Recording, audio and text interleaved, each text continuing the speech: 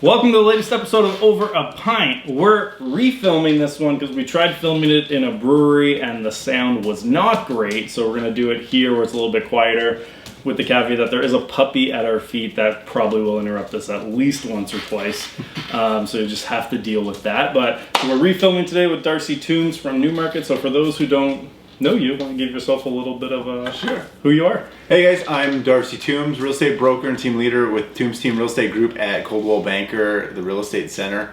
We are one of 11 offices with the Coldwell Banker, the Real Estate Center brokerage in Newmarket. We're located at 390 Davis Drive. And myself and my team, we service pretty much anywhere within about a half hour of Newmarket. We try to stay relatively close and not venture too far out. So that's us. And today we're both drinking Creemore Lager. It's one of my personal favorites if I'm just drinking regularly. Yeah, me as well. Solid. Alright. So what year did you get licensed? 2005. Good chunk of time now. Yeah, it's coming into 18 years. Cheers. Yeah, cheers. Thanks for redoing it. Thanks for having me for another beer. Yeah, so I started in 2005. In 2002 or 3, I can't remember exactly. My father, who was at the time broker owner with the Coldwell Banker, at the time called York Professionals, he had an accident and broke his pelvis, so he needed some help around the house, around just work. Yeah.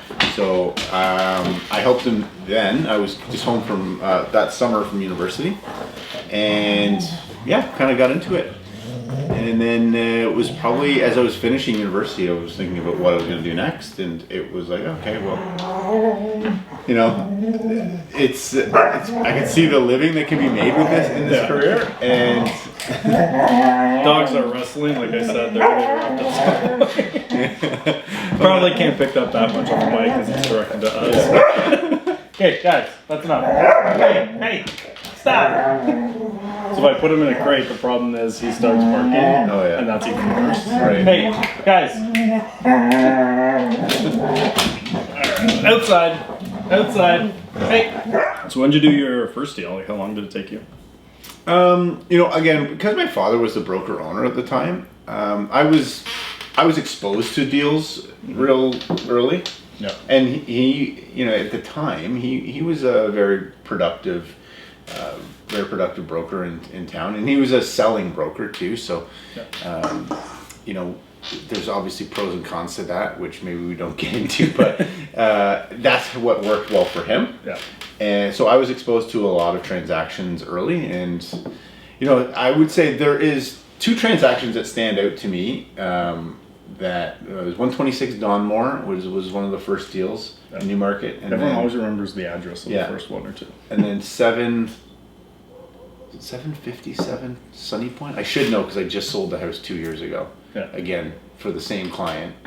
But yeah, I remember those deals. I remember who I was working with on the other end. The Sunny Point was Tom Mitchell with I know him. Yeah. Remax at the time, and then he moved to Keller Williams. Yeah. And then I think the second one was Caroline Novanek, who would have been. I know the name, but I've never met her. Yeah, she's great. I've just did another deal with her last year as well. Yeah. Anyways, I had lots of mistakes. I look back on some of those. It was like pretty funny to think. Like, I remember there was the one deal, wanted to do the home inspection, the condition, and it was like, but I want the seller to pay for it. And like looking back on it now, asking for the seller to pay for a home inspection is so silly. But I did. Well, that's HGTV. They're always like the seller because that's an American thing where they pay for it. Yeah, I mean, I wasn't watching those shows then. It doesn't really have. My wife used to be really into them. I remember when I got my license, and I was like, very quickly, I was like, obviously it's nothing like that. But like a good lesson for me, I'm gonna keep talking about let the dogs in again. Is I was doing a show. It was like my first show, and it was a guy like so. He wanted to lease. It was actually a door knocking lead, and he wanted to lease a place. He was living in this thing with roommates, and he's like, I need my own place. Yeah. But his budget in Aurora at the time, so this was 10 years ago, was $750 a month. Oh. So in Aurora, there was only 2 units that were even at that price, and they were both basement apartments on Haida. Oh yeah. So like really small, outdated type of units, you would know the ones. Yep. And we walked into the first one, and like I immediately turned around to be like, "Yeah, we can leave. Like this place is disgusting." Yeah. And just as I was about to say it, he goes, "I like it. Let's do it." And I was like, "Lesson one: shut my mouth until you hear what the client." Exactly. Your opinion means nothing right now. So you have a team now. Yeah. What's that look like? Like, what's the how many people are on it? All that fun stuff. Yeah. So we've got 4 sales agents, including myself, because I'm selling. And then 2 admin. We just hired our second admin, our marketing coordinator. You just met right before you came here. Yeah, we were just having a little powwow before coming over here.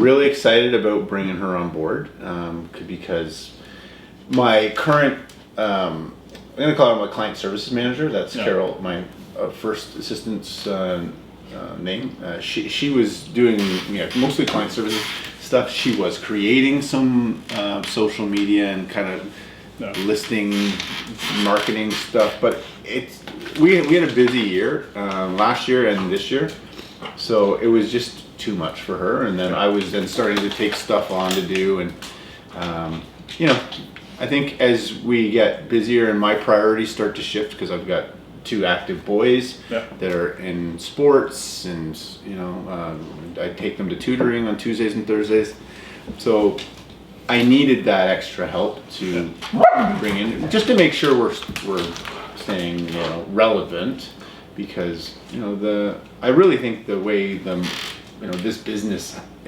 happens is really evolving quickly, and I would think the customers demand a lot more than they probably used to, because some of the bigger teams are offering more, and it's just you got to step up your game to compete these days. And what made you decide to structure the team? Like, is this kind of like you hired on need, or you've had like a plan laid out for the business and started hiring as you went? I would say I've had a plan, an overall plan. I also hired a coach to help me with building the team. I'm working with Ken Goodfellow Coaching. My coach is Kevin LaRose with the LaRose team in Port Credit. And Kevin's been great mentor. I actually have a call with him in an hour and a half. No, so we'll stick to like 1 or 2 beers. Yeah, 1 or 2 beers would be good. Yeah. But he's been a great mentor for structuring the business. He's really, I would say he's been laying a great foundation for me. It's what's been holding me back has really been me, and I understand that. Yeah, it takes time. It takes time, and there's a lot involved with going to the next level. Yeah. A lot of letting go, that when I've been running things myself for the last 15 years, it becomes a challenge to realize how much you can let go. So have you found like you've had different plateaus that have been hard to break through in your career? Like you get to a certain number of deals, kind of hold there, and then you figure out a way to get past it? And like, have you done that, or has it been pretty steady? Yeah, no, I would say there was a few years there. There was a bunch of years where I kind of plateaued around 50. Yeah. And then the price points kept going up, so that helped with increase the revenue. But yeah, I really find that as a single agent, like doing more than 40 transactions a year is going to be really challenging if you have a family. Yeah. And want to keep them. And you want to keep them in your life, and keep them happy. Because at 40 transactions, I mean, it doesn't sound like a big number when you break it down for how many of that is per month, but you also got to remember how much listings versus buyers. Yeah, I was always pretty 50. I was close to 50-50. Yeah. I'm more listing heavy now, but I was definitely more 50-50 in those. The earlier times, definitely more buyer side heavy. And then probably after about between year 8 and year 12, we'll say, it became more 50-50. That's great. And I know you do some commercial, but that's more your dad, right?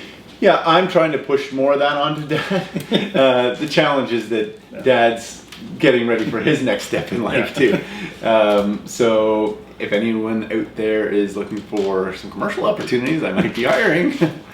There is an agent in our office who I like to bring in from time to time to help out with some of that stuff too. Yeah.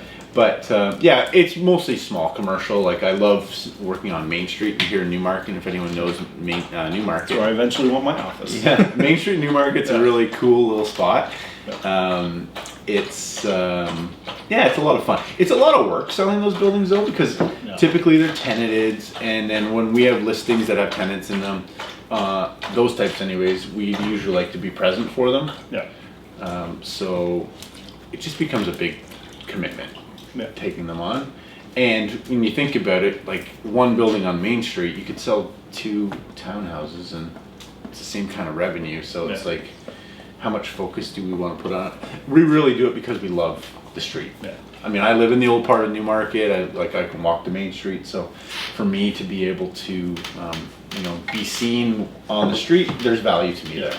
Right? Yeah, like eventually I want to, when it's in the budget, buy one of those, rent out the main to like a cool retail shop, and then put the office on the second floor. There's one for sale right now. So there's that one that was like, the board game shop on the ground floor? Yeah. And it has like that really cool loft. Awesome. That's the one I would love to put that loft as the office, because there's like good spots for studio, like to do, because everyone else build like a studio for the show. That's a perfect one for you. Yeah. The problem with that building, why it didn't sell, is because everybody that was interested in it wanted to move the business to the main floor. Okay. But there's a long-term lease in place there. Yeah. So it's just not, because like we have that other development we're doing on River Street. Yeah. So it's not in the budget to go buy another one unless they wanted to do a massive vendor take. That's how motivated people are. Yeah. Right? But yeah, it's one of those things where it's like we got our tied up in that and buying rem. Right. So, Yeah. got a little bit on the plate. Your plate's pretty full. Yeah, like made a deal now. It's just like no more buying things for a little while until we figure that out. Because it's like the interesting when we bought Rem is how many people then started approaching me and like, would you buy us too? Oh, really? And not even like related to Rem stuff, just like in the industry. Oh. Like just random different companies that were like, oh, you bought that, would you be open to buying us? Or would you go, like, I would be open to selling to you. And mostly it's like... Why is that? Yeah. So most of them that have approached us have been people who are in that like 70 plus age group where they were on a retirement. So they're just looking for someone who could take it over, I think. So it's because we bought that. So it's also like they sell to realtors. So it's like, well, Rem to them would be that perfect fit. Well, then we could just push it through. You already have the agency and Rem to promote it. But I'm like, I can't take on another business right now. So for your business, like, where do most of your deals kind of, is it all like mostly repeat and referral? Yeah. For me, it's vastly repeat and referral. It always has been. I mean, my focus has always been local. Yeah. So, being known for knowing the area has just been a real asset to me. Yeah. I also grew up in the area. Actually grew up not far from your house here. So, and when I was born, my parents lived in the old part of town, where I live now. But yeah, no, you know what? My focus has always been being known for being local, because then you can be known for knowing something. Yeah. Right. Well, it's like I always like, even when I sold in Aurora, I don't like it. Do you do much business in Aurora? Because I always saw you as the Newmarket guy. Yeah, I'll do, in a year, I might do 3 transactions in Aurora. Right now, I mean, we're hoping to change that, of course, but... Yeah. That's why when I sold there, I started branding myself more like the Aurora guy. Yeah. And I'd have people who'd be like, so I'm in Stonehaven, like, can you do Stonehaven? Yeah. I'd be like, yes, I can do. So for those who know, Stonehaven's like 5 minutes past the border. Yeah. Like, it's right there. Yeah, it's on the southern border of Newmarket. But that's how hard I dove into like the Aurora branding. It's like people are like, I don't know if you can sell Stonehaven because you're the Aurora guy. And it's like, it's basically an extension of Aurora. Yeah. We actually did just take a listing in Aurelia. Mm-hmm. Which is an hour from here, so it's much further than we normally would go. But there's a personal story there. It was my mom grew up with the owner, and it's on the water. It's a pretty prestigious listing. It listed at $1.9 million on Lake Couchiching. It'll likely be a teardown, but somebody could certainly renovate the home. But that was kind of an exception. We don't normally do that. So what's like, where do you see like your next, like what's the next big hurdle in your business kind of take you to that next spot? Yeah, the next step would be really just starting to grow the team. Yeah. As I said, we've got 4 of us sales agents right now. There's myself, my mother, my father, and our new agent Lee Marshall. Really excited to have Lee on the team. She's, I grew up with her family, the Marshall family, and they're absolutely wonderful people. When you get to know them, But before that, they're not. No, they're always wonderful people. But when you get to know them, you're like, oh yeah, like these people I want to be like best friends with. They're so much fun. Really, providing opportunities for more people to create wealth and be successful. That's the next goal, because I know if we can build that, we can attract new talent. Yep. And help to make them successful. And I would say down like 10 years down the road, when I'm 51, I probably start to step out of the business a little bit more. Like CEO. Yeah, more of a CEO type role. Yeah. Because I think there's great opportunities in real estate. You don't always have to be the one there opening the door. I think there's some neat opportunities there. Yeah, that'll be good. Yeah. And curious with team setup when you're looking at agents. I know with your mom and dad it's probably a little different than Lee. Are you feeding them business or more helping them get their own? Both, I would say, and the splits will dictate on what the outcome was or how that business came in. Yeah. If it's somebody that is a client of mine that I need somebody to go out and show houses to work with, then it's going to be a different split than it would be than say you generated it yourself, but we did all the admin stuff, and we also helped you put the deals together. We we did a lot of the hand-holding in the background, because I think some of the agents, especially the agents who recently got listed, a lot of them don't know what they're doing. Right? I've never had to market a house before. Well, that's right. We're now coming into a time where you have to do more than just put a picture of it on Instagram, and it's going to take some time to sell.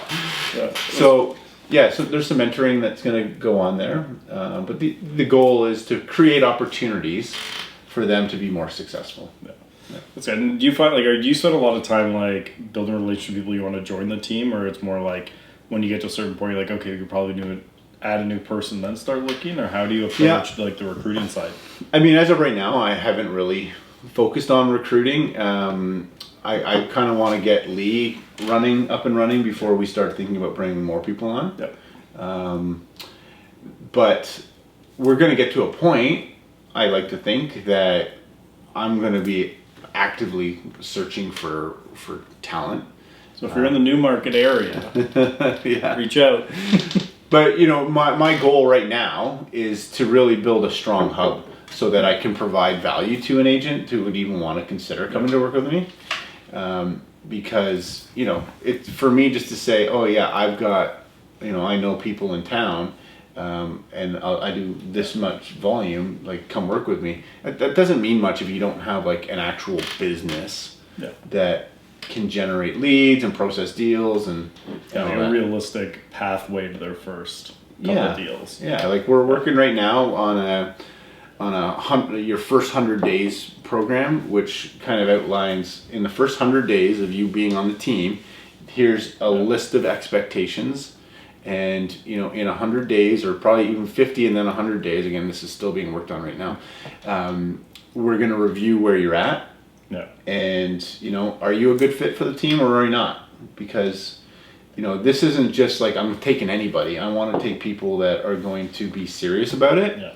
And we don't want to babysit. No, we don't want to babysit, but I want to make sure that we're all in it with the same goal in mind, and that's servicing clients, making sure we're the brand is represented well out there, and as making sure the clients are at best interests are at heart. So you're pretty well known the Newmarket area. I'd curious to know your thoughts on stuff, because I know your signs are everywhere. I love asking people who are known as the person locally. What's your thoughts on wrapping your car with your name and stuff? I don't like it. Either. I don't like it for the main reason being that, I'm meeting with people in their homes and they maybe don't want their neighbors to know that I'm there. Yeah. Right? Yeah, So, I talked to someone who did that, and they would actually ask everyone before they came, would you like me to come? Can I come in my regular car, or should I take my unbranded car? yeah. And I've had people tell me, like, in the interview process when we're setting the appointments, like, you don't have your, like, Coldwell Banker all over your car, do you? And I'm like, no. Yeah. I don't even have a little sticker on mine. Some agents will do that just for write-off purposes. Yeah. But no, I don't. I think there is a place for that, Yeah. and maybe that would be a support vehicle. If you've got somebody that runs errands for the team, Staging car. yeah. I mean, we're looking Or at van. for 2023. Something that's on the vision board is like kind of like a mini cube van. Yeah. Would be fully branded. Clients can use it. We can. What use I it for like about staging. that is it's like a moving billboard. You just go like park Exactly. it throughout town, Yeah. and people always. There's an agent I know who did that. He was in Markham, and he always parked it in front of the office with his team on it. And they actually had to have an office meeting, a debate of like, we have to force him to park elsewhere because everyone thinks it's his office, not the whole company's office. Yeah. It's like that billboard because like you guys are in that new office right on Davis. Right? We're on Davis, yeah. Yeah. Well, the new one's gonna be like you're moving, right? Yeah, Eventually. that's right. Yeah, the brokerage will be moving. Yeah. Now, are you in the brokerage or do you have your own spot? So the main brokerage office is on the ground level. Yeah. And then there's an office on the third floor for about, how many of us are there? 1, 2, 3, 4. There's like 6 of us up on the third floor. They each have private offices. That's like the producers. Well, it works out to be that way, yeah. I mean, we do have Christina Wilton, who's down on the main floor. She's been on the show twice. Yeah, she has. She's great. Yeah. She and her team are down on the ground floor. Yeah. Pardon me. And but yeah, a bunch of us are up on the third floor. So when are you guys planning to move basically across the street? You know what? I get this question a lot because so many people think that the Toombs family owns the brokerage and we're in control of that. We don't. Back to it, like, how do you approach your marketing? Like, do you actually like sit down, like write out a marketing plan and then go to execute? Or you just kind of like, as you're going, you start trying new things and then seeing what sticks? Well, I mean, the way we market properties is constantly evolving. Yeah. So I would say we have a plan. We've got a procedures manual that I think is up to like 75 or 80 pages now. Yeah. On how to do pretty much everything in the business, but the marketing side of it, we have written out procedures on how, like, when we take a new listing, here's what happens. We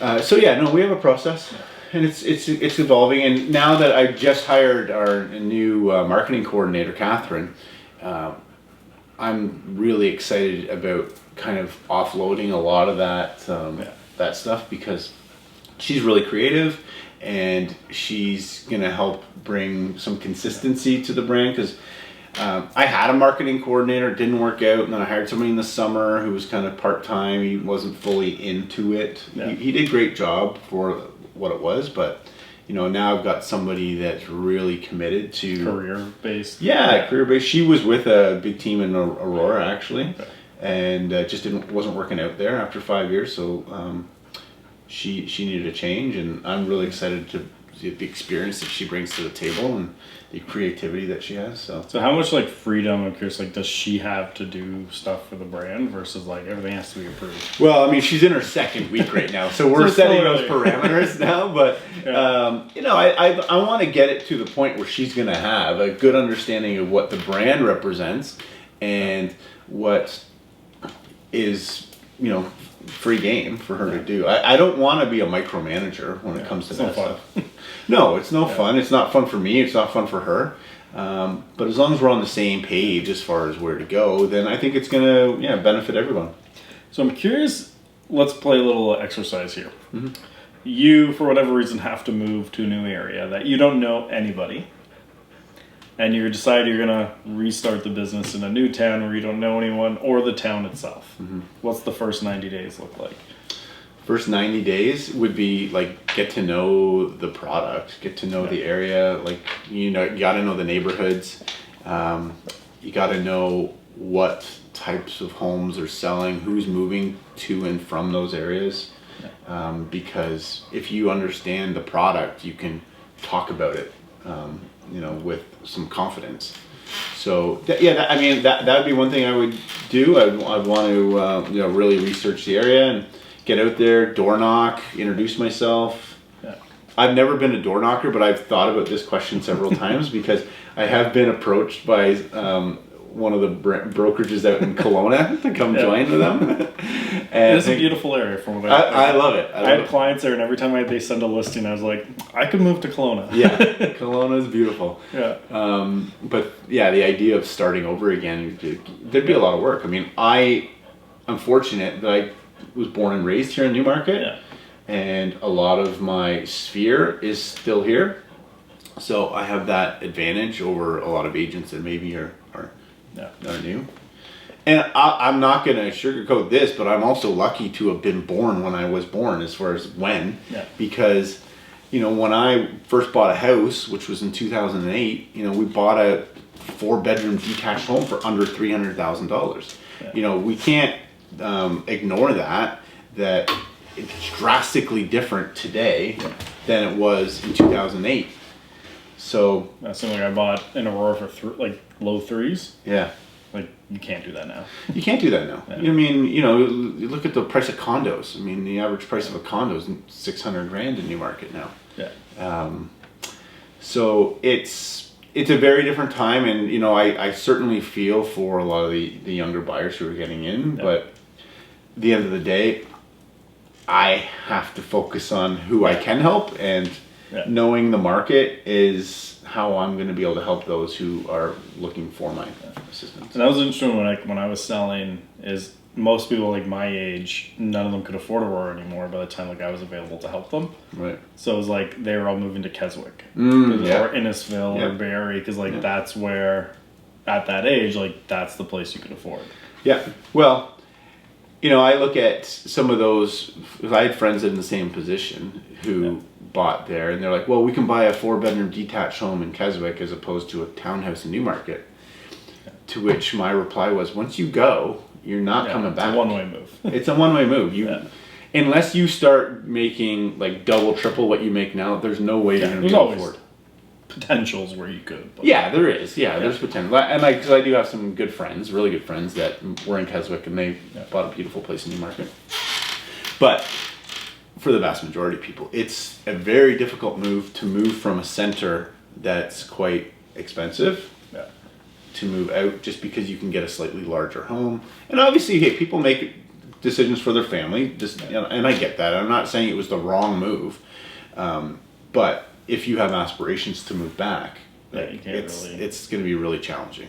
Yeah, that was even for us, when we moved to Newmarket, we always found every time we went out, because we lived in Aurora, it was we went out to Newmarket because there's more to do. More to do, yeah. But we could get a much bigger house in Newmarket for the exact same price. Right.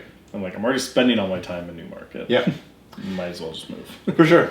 Yeah. And I've got friends in Mount Albert, and they've been trying to find something here in Newmarket for probably 4 years. Yeah. Well, now they might start to be able to find something. They might, yeah. But the values in Mount Albert are coming down as well. So it's not that it's all relative. I say, values are not just depreciating there; they're also depreciating here. It's just at what level. Yeah, I had a friend who is telling me about his neighbors, who I've never seen that good of luck with timing. And they openly admit this is the best luck anyone could ever have. They bought pre-con a couple years ago, and it ended up being 4 years till they moved in, and they sold February of this past year. Did it close? Yep. Mm-hmm. And so they ended up getting a bigger, newer home and pocketing $800,000 in their pocket. Just the way the pricing worked out, and they're just this was the luckiest shot of we've ever had. I was did they intend to move into that house? Yeah. So this was basically they wanted a bigger house because they had an extra kid. So 2 kids were rooming in the same bedroom. So we need a bigger house, right? And because they wanted each kid to have their own room, so they bought this pre-con that had every kid actually had their own, after the new house, their own bedroom and bathroom. So it was a gorgeous place. And then just the way the pricing worked out with everything, their current home shot up. And they were already locked in on that price. So they basically, they pocketed a huge amount of money. Oh, I'm sorry. So they're still living in that new home. Yeah, so they've sold the house, moved into the new home now. Oh, okay. There's just that, that's that nice perfect timing of, what frustrates few me people can do that. is when I see these pre-con homes go up for sale. Yeah. The people bought these on pure speculation. Yeah. And, took home away from somebody that would have loved to have lived in it. Yeah. And then they just either rent it out for way below what it should rent for those price points, or keep it vacant. I mean, you drive through some of the neighborhoods in Sharon. This time of year, when it's been snowing, you notice that some of the driveways haven't been plowed. Yeah. It's like, well, how does that make sense? It's because nobody lives there. Yeah. Well, it's like the property we have on Main, the property, because there's the way that it's like a T-shaped lot. Yeah. And then there's two corner ones, because clearly at some point years and years ago someone severed the corners and sold them off. Yeah. Is the one corner we bought, the other one we're trying to buy but can't, but no one lives there. Oh, really? You go, because I drive by it every day just because it's on the way. Yeah. And the driveway's never plowed. There's not track marks of someone walking or a truck going in or anything like that. So no one lives there. No one, but won't sell it. Well, that frustrates me. Yeah. When people use real estate as commodity, yeah. it's frustrating. We're literally, housing crisis is a real thing. Yeah. And when homes are not being utilized, Anyways, I've got it. That could be a whole other podcast. Go dive deep into that topic. Oh yeah, you can go endless. That's what's funny with the show is we end up going in all these different directions with it. So I'm curious, when you're looking at adding, go back to the team side of things. Sure. You're looking at adding someone to your team. Yeah. What's your kind of pitch to them of the value of your team versus being solo, and the value of your team maybe versus another one that they might consider? Well, for us, the mentorship is going to be a big part of it. We've got systems and processes in place to hopefully ensure that you're successful, provided you put the work in. We also have a growing hub. If you have a wheel, you've got spokes on the wheel. My intention right now in the growing phase is to really build a strong hub. Yeah. So that we've got the client communication down pat, the marketing down pat, and then from there it'll be the sales training and so on. So yeah, I mean, I would say that's where we're gonna offer. We are a small family type team, so we're I wouldn't say I had the aspiration to have 100 agents. I'd like to keep things quite tight, be very efficient, everybody be productive. So I think that's the goal as of right now. Who knows, that could shift in a few years depending on how things go, but if you're looking to be part of a really tight-knit family community, then maybe we should have a chat. Yeah. Newmarket specifically though. Yeah, Newmarket, Aurora, East Goldenberry. I mean, listen. General area. Yeah, I would say Newmarket's my primary market, East Goldenberry my secondary. Yeah. And then it's going to be a toss-up between Bradford and Georgina, and then Aurora. Yeah, so figuring out which way you want to go more. Although I got to tell you, surprisingly, this year I think I did 4 or 5 transactions in Uxbridge, which in a normal year maybe 1 or 2. Yeah. But 4 or 5 there this year, which buying or selling? They were 4 buys, 1 sell. And for something like that where it's out of town, did they as people you knew or people you didn't know reaching out? No, these were 3 of them were referrals from an agent who I had made. Actually, it was funny. The agent lived in Manitoba. Yeah. He reached out to an agent that he knew in Ontario, Jasmine, who's down in Kitchener-Waterloo, who then, she is now with Chestnut Park. She used to be with Coldwell Banker. She knew that they were looking in this area. She connected them with me. Thank you, Jasmine. And then we, I took over the family essentially was moving from Manitoba here. Yeah. So there was a bunch of them. And then there was a third that was a relocation from Vancouver, also a referral from an agent who I had a great relationship through the Coldwell Banker Network. So I'm curious when that scenario where it's like someone from Manitoba referred to the person in Kitchener-Waterloo who then referred you. Mm-hmm.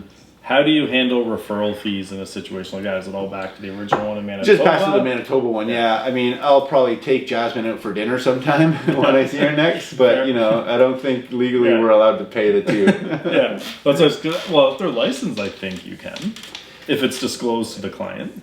Yeah. Well, I don't know. The client knew I was paying the agent in Manitoba, which was just fine. Yeah. But those, Manitoba and the Vancouver agent... those referrals, those were all showings done by FaceTime. Interesting. Yeah. Did you hear about the new rule last year that came in January, I guess technically this year, 2022, in Manitoba for agents there? So even a drip campaign now, like if a lead signs in on your site, to send them a drip campaign, they have to sign an agreement first. Like physically sign or digitally sign. But you can't even send a drip, like even the automated like prospect match through the MLS where it sends them the daily list of homes. They have to sign first. That's crazy. Yeah, we were working with a client there on like their marketing strategy, and like I started looking. I was like, sorry, because she explained to me like she wasn't sure if they could do it. So I ended up like calling the CEO of the Manitoba Real Estate Association because I met him recently at a couple conferences, and I was like, David, like I need to know what's going on. So he put me in touch with the like lawyer for the Manitoba Association. And I spent like 45 minutes trying to like figure out how can we actually have an email marketing campaign that doesn't involve the first step, getting someone to sign an agreement. So what do? You bypass email marketing and just kind of go through Facebook or something? Kind of like, so even that's still considered, basically like anything that could be considered a real estate service. So like one of the things we're going to do with them is a newsletter that's not about real estate, it's about the community. So the drip campaign is not real estate services, it's here's what's going on in Winnipeg, for example. Somebody had a bad experience with a real estate agent. Well, so there the difference is they don't have a version of RICO. There it's the Securities Commission that regulates the industry. So they regulate them like stockbrokers. So it's a little stricter and they don't mess around. Wow. But yeah, it's been interesting, especially like with clients all over, like the differences in the different areas. And Manitoba seems to, like they can't do IDX. So basically the only listings they can have on their site are their own offices. Okay. Yeah, it's an interesting, like as a marketer, I'd be like, I would actually love to, like if I was an agent, do something like there, because then no one's doing anything online. Because basically it's like everyone's just kind of like, oh, it's too complicated, I'm not going to do it. So everyone's just using realtor.ca? Yeah, it's like, and there's like 2 website providers that can feed the listings the way that they need it, and like it's just a very like complicated way to do it properly, which opens up a ton of opportunity to do it properly. So it's interesting to watch. Yeah, it's been imagine how you'd have to change your business if like even the daily emails they had to sign first. Well, I'm sure there's a system and process we can put in place for that. Yeah, always a process. There's a DocuSign template we've got to create. Yeah, like you have to like send out a drip that explains the situation that then forwards the DocuSign. Oh, man. Then I was like, what if we included a pre-signed cancellation agreement to that agreement? Right, so it's like, yes, you have to sign to get it, but here's a pre-signed cancellation. You're not like truly locked in. Oh. Right. So when you say agreement, like is a buyer representative? Basically, it's a BRA. Like I think they can sign something that's more like in Ontario, the like what's like the customer service agreement, where it's like you're providing a service, but they're not a client. Yeah, not a customer service agreement. Yeah, so I think you can do something like that as opposed to like a full BRA. But they basically have to sign something that has specific wording in it, and we're like, well, that complicates our drip marketing campaign strategy. It's too complicated. Yeah, well, I was saying like it complicates so much of the business, and then you're like, what do we do now? Yeah. So, but that's one thing. Like now that like I've seen that some things in BC, and like I want to do a series of like how does real estate differ in each province. That's a great idea. It's like it'd be cool to kind of see, and then how people adapted to it. Yeah. So like see a change, let it go for a year. And then, the agents would maybe be interested in that. Yeah, for sure. Which is really our whole audience. Yeah, that is your audience. Yeah, exactly. Yeah, so it works out. So for people who want to get a hold of you, what's the best way to do it? So there's Instagram at Darcy Toombs. I'm also not very active on Twitter at Darcy Toombs. But easy way to get this is a website, tombsteam.ca or tombsteam.com. And there's lots of ways to find us on our website. So.